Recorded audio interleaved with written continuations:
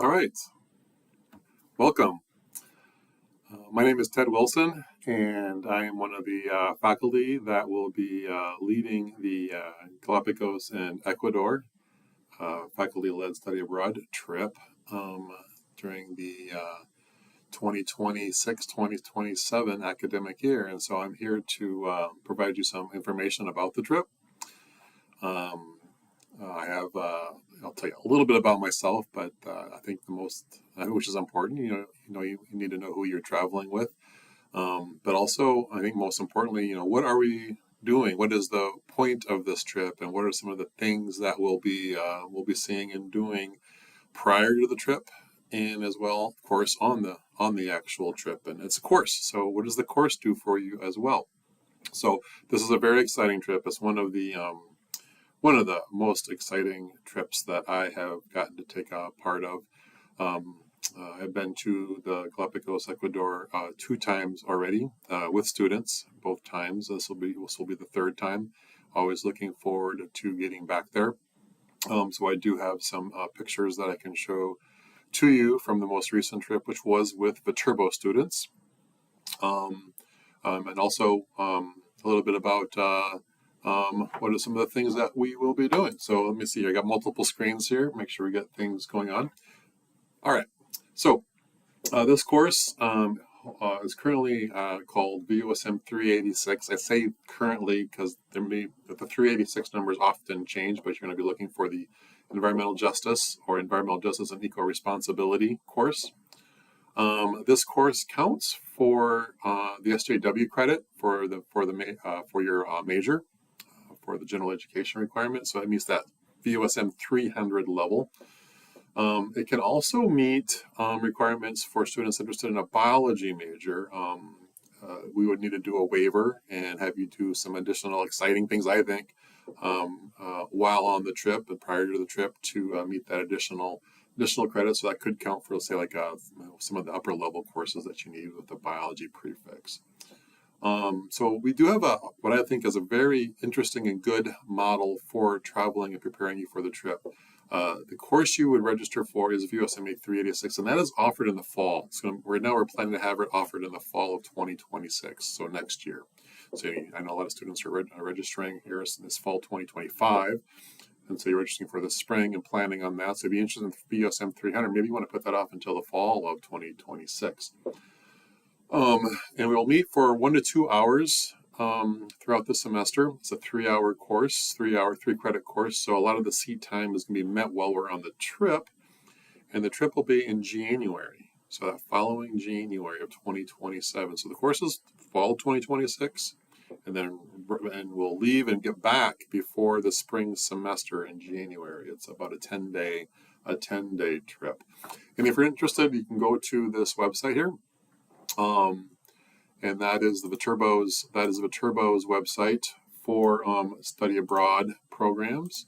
And specifically, we do have one for this course. Here's some pictures actually from recently from the Costa Rica trip that we went to last year. But this is obviously about the Galapagos trip.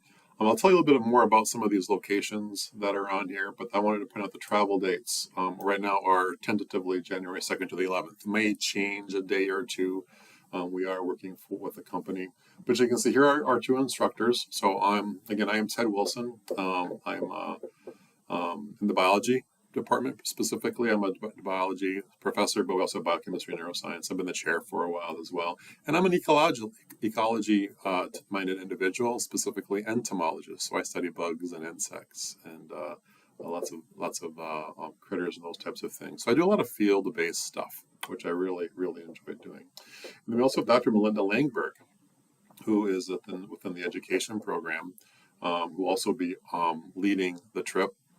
And traveling with us, and she brings the perspective of the education side of things with the writing that we'll be doing. She brings great energy and knowledge of culture and the ecological awareness and those types of things. So those are important. I'll talk about costs here and everything else, and I'll cover these things in my presentation as well. Okay, so we'll go back to this. So, so the course is designed to talk and discuss ecological justice. Right here is social justice, but we'll be changing that to ecological justice, and we'll be doing the course is based around discussions. So during this fall semester, we'll be meeting and we'll be doing field trips, and we will be practicing our skills of journaling. And we have another faculty member that contributes to the course, Dr. Sherry Lasota, and we'll be learning how to do artistic expression, which I would think is I'm horrible at drawing and writing, and she does just a great job of bringing out the artistic side. And we'll be doing watercoloring and other types of drawing, and also photography. That's actually my area of expertise, and so we'll be doing some photography as well in terms of that documenting of what is in nature. And not only what is in nature, but the interaction of humans and the environment, and how that contributes, and how we can contribute to a positive relationship and understanding the pros and cons of human influences on the environment and the influence of environment on humans, of course. And so there is lots of reflection and discussion and readings that will occur prior to the course leaving. And while we're on the trip, students will also lead discussions, and we usually have time in the evening to come together as a group and share the thoughts and the projects that we'll be working on while we're on the trip. And so you'll be developing your project ideas during the semester, and then we'll implement them while on the trip and report out while we're traveling. So we are working with a company called World Strides, and so this is just a screenshot of the itinerary that we'll be doing. So you can see, I like the itinerary that is put together. As I mentioned before, I've been to the Galapagos 2 times in Ecuador, mainland Ecuador. Galapagos is part of Ecuador. But you'll see also that many of the meals are included in this, and we'll be staying in fairly nice lodging, like 3-star level equivalent lodging. And we try to build in not only the environmental ecological stuff, but also the cultural aspect of the country. And so we'll be visiting cultural centers. One of my very beautiful, I'll have some pictures of it later on, the Franciscan Basilica. And right, that is in San Jose, the capital, or Quito, sorry, I'm thinking of Costa Rica, Quito, Ecuador. So we'll spend a couple nights there. And then while still in mainland, we'll end up to Tandiapa, which is the Bella Vista Cloud Forest, and quite honestly, it's one of my favorite places. I'll show you some photos of that. And then we'll head out to the islands. And so we'll be visiting at least 3 different islands: San Cristobal, Isabela, and Santa Cruz are the 3 main islands that we'll visit. So we'll be actually traveling by boat between each of those locations and seeing just some fascinating ecological locations, wildlife, environmental, human interactions. And so how do we support the islands, this really magical and important and also threatened ecosystem in the middle of the Pacific Ocean. So let's see a little bit of how the trip is timed. And so where in the world are we headed? So here's mainland Ecuador, and then of course here are the islands. I'll head out to this link right here. I may have to drag it. Oh, here we go. So old Google Maps. I like to teach from Google Maps a lot. It gives you perspective. You can see some of my landmarks there. But when we are in Ecuador, we'll be visiting central Quito here, and then also this is where Bella Vista Cloud Forest is. So we take a very nice ride in our bus up to those beautiful cloud forests, which the name fits well because you're in a very lush forest surrounded by clouds. And then we'll take a 2-hour plane ride west. And if you're not familiar where we are in the world, we head straight basically south. So we're actually in Central and Eastern time zone while on the trip. So we don't really get any jet lag by the time change. And so the three islands that we will see are San Cristobal. This is one of the major islands with a larger city on it. And this is where we'll spend part of the trip. This is some areas that we've been to. We'll be going to at least these two, maybe this one. So we don't see the whole island, of course. It is fairly large. And then we'll be heading out to the largest island. So as you go west on the islands, they get to be newer. So this is one of the older islands. In fact, there's an active volcano on the northern side of this island. Nowhere near we'll be, but we'll be in this area. Maybe take an optional trip up to here. And we'll be doing some snorkeling and hiking while in Isabela. And it's quite a long boat ride. So it's about a 4-hour, I imagine. Actually, I don't think I've ever taken the ride directly between these two islands. I've always gone boom, boom, or boom, boom, boom. So I'm assuming it's a few hours boat ride that way. And then we'll also spend a day or two on Santa Cruz, the central island here. And this is where there's facilities such as the Darwin Research Station, Charles Darwin Research Station, where they do raise turtles. There are turtles in the wild in this area. And there are also some very interesting beaches and ecological trails while we're on the island. So when we're in the when we are on the islands, we actually have to travel with a specific guide that knows the Galapagos Islands themselves. That also reminds me, I forgot to mention this. While on the trip, while in country, we will have a dedicated tour guide with us that knows the language, problem solves for us, make sure we're getting from plan A to plan B. Because it is in terms of moving around, there is a lot of moving around. So we are not really staying in one spot a lot. So, and then after that, we head back to the islands, or back to the mainland from the islands by plane, of course, and back home. And we'll arrive back to this La Crosse, Chicago. We're planning to fly out of O'Hare a few days before the spring semester starts. So we do get a little bit of a break to recover from the trip before the spring semester starts. So let me find my, so I do have a few pictures from 2022 trip when we traveled there. This is the Basilica, and I forgot to remove the 4-second timers. That's right, I'm going to go with it. Every 4 seconds, my slides want to switch. So I'm going to just fight it because I don't want to start over. But even on these, the Basilica, they have turtles. This is a huge, huge facility. Last time we traveled, 2022 seems like a long time ago, but we were at the very end of like lockdown. And so we were one of the first trips to be able to travel while still having mask mandates. That just seems like so long ago. That was just only 3 years ago is all, 3.5 years ago. So here's the crew that went last time. Can't see our faces. So we see some Franciscan brothers at the Basilica. So we do see quite a few just absolutely gorgeous cultural areas. This is inside of the facility. There's actually a service going on. We do visit things like the equator. This is latitude 00000, so you can stand with 1 foot, and we'll learn a little bit about that. I mentioned the Bella Vista Cloud Forest. This is just an absolutely beautiful area, and we should be staying in that exact same location. The clouds are right in the forest. We see all sorts of wonderful species while in the cloud forest. I am an entomologist, as I mentioned, so I do take lots of pictures of insects.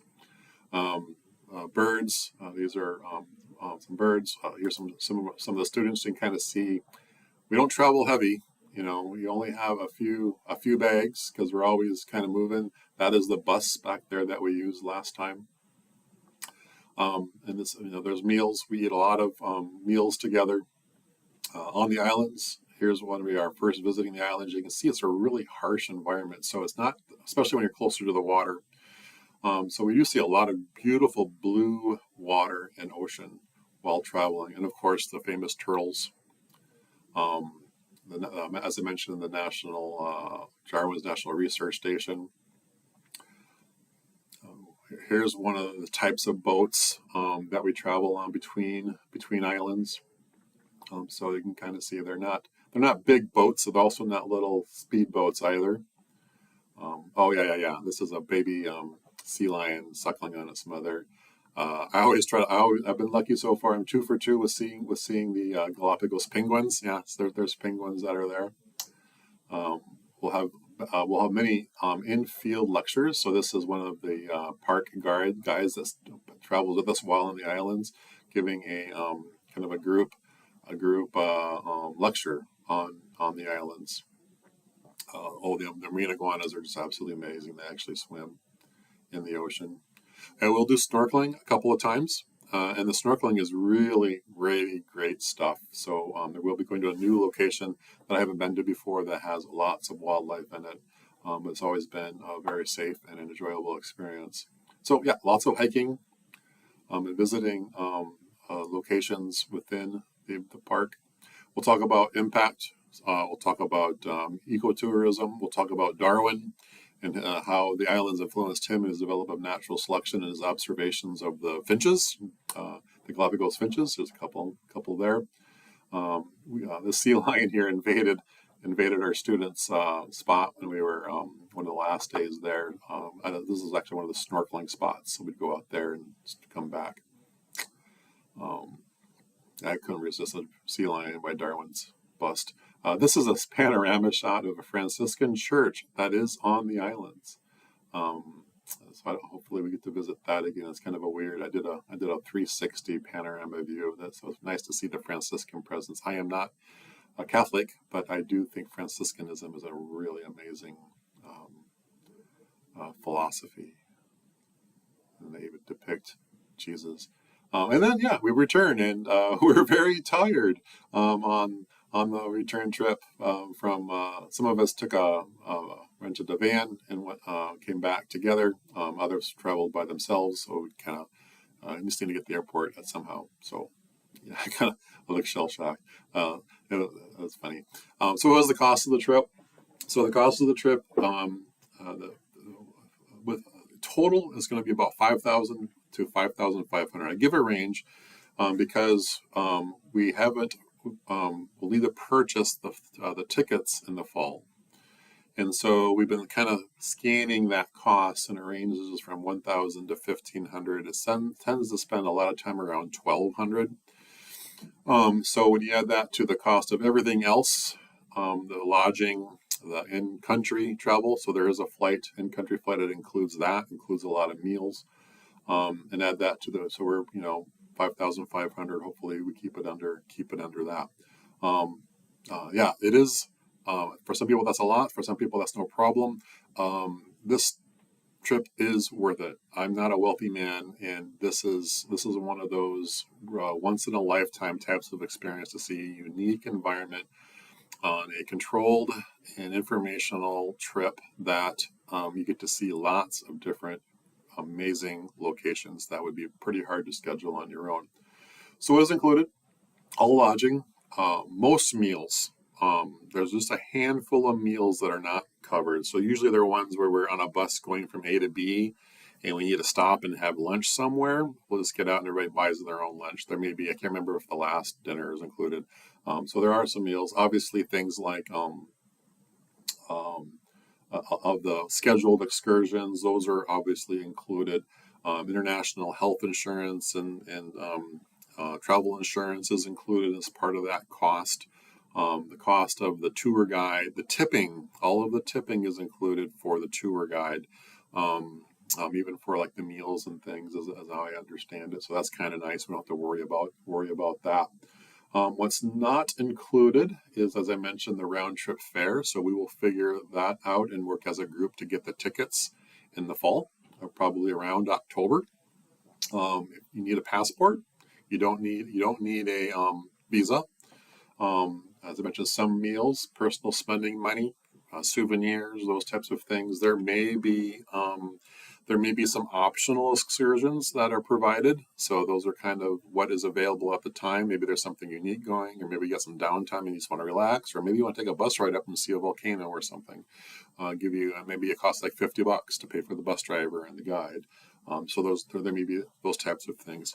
Any vaccinations that you might need, and so generally you don't need things like malaria, but maybe you would want to talk with your doctor and tell them, work with them to say, hey, I'm headed to Ecuador and the Galapagos Islands, and there's CDC websites, and maybe you've got a health concern, and maybe you want to get some hepatitis shots, or maybe you think you're really sensitive to something like malaria. The chance of that really is not a thing where we're going, but there are possible vaccinations that you might want to have on your specific health concerns. So yeah, that's already my last slide. So hopefully this is informational. Again, my name is Ted Wilson. I don't know if I put my contact information anywhere, but T.A. Wilson at Viterbo. No, I did not. T.A. Wilson at viterbo.edu is my email. My office is over here in Reinhardt, room 217. Come and talk with me. Be glad to answer any questions. Or, of course, Sem, who is in the study abroad trip coordinator, can also help you answer any questions about timing and how do you register and those types of things as they come up. All right. Look forward to traveling with you.